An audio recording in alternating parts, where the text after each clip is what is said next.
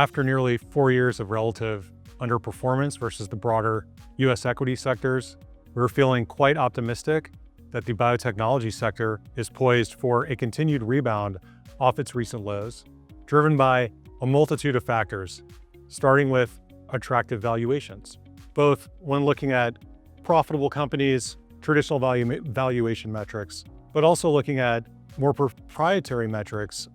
related to the amount of R&D invested in the sector and the cumulative market cap of these publicly traded companies. It's never been cheaper to buy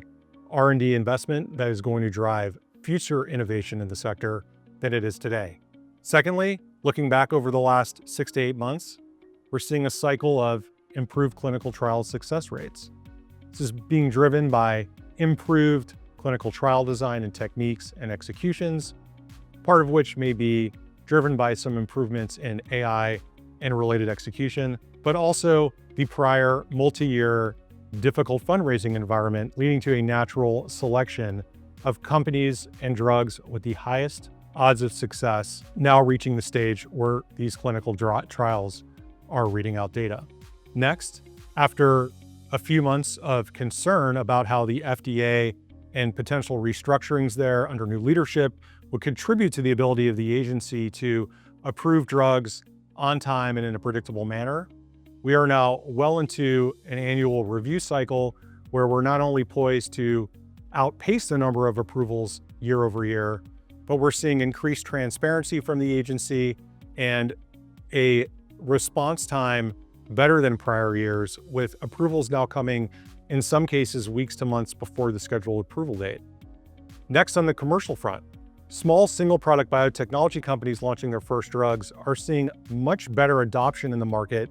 and rapid uptake in sales ahead of consensus expectations. This is a complete reversal from 5 to 10 years ago, where early launches tended to underperform and those stocks were generally avoided.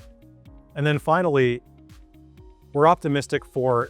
an increase in the rates of M&A among smaller biotechnology names being acquired by large pharmaceutical companies. The prior administration had an antitrust view that was relatively hostile to pharmaceutical M&A. The new administration appears much more favorable for these types of business combinations. And we think the general uncertainties related to the new administration and issues like tariffs and interest rates and macro uncertainties have reached a point where the overwhelming need for big pharma to replenish upcoming large patent expirations with revenues from drugs developed by smaller biotechnology companies is at a point where we are going to start to see an uptake in M&A.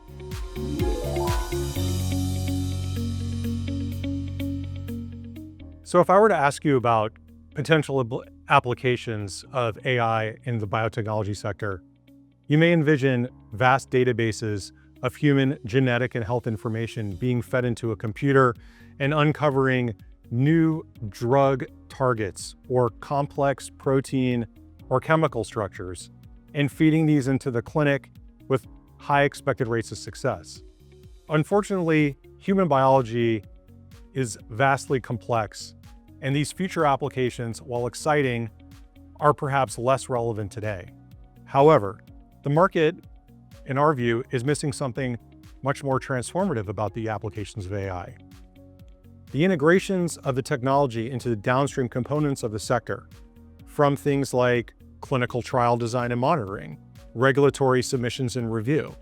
the use of large language models to address insurance company roadblocks for patients to find coverage for their drugs, and most importantly, sales and marketing assistance targeting and identifying patients and doctors who would benefit from new innovations that address narrow and narrower populations where many patients have yet to be identified. We're seeing real-time improvements in investment and productivity along all of these fronts.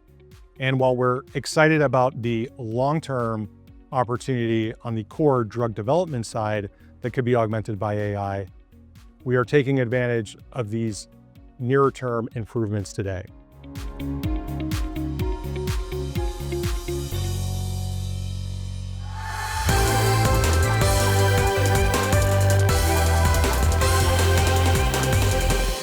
国民理财从富兰克林开始。投资一定有风险，基金投资有赚有赔，申购前应详阅公开说明书。